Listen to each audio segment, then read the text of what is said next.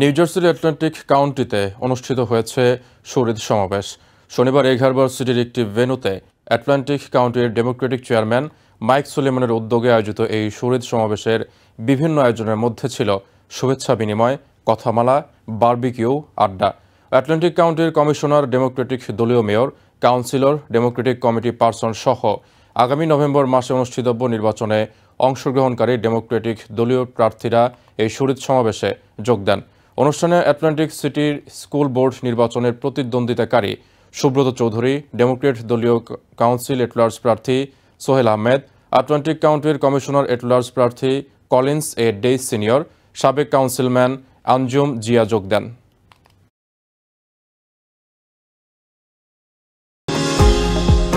New York থেকে সম্প্রচারিত TVN 24 television বিশ্বজুড়ে বাঙালির কণ্ঠস্বর।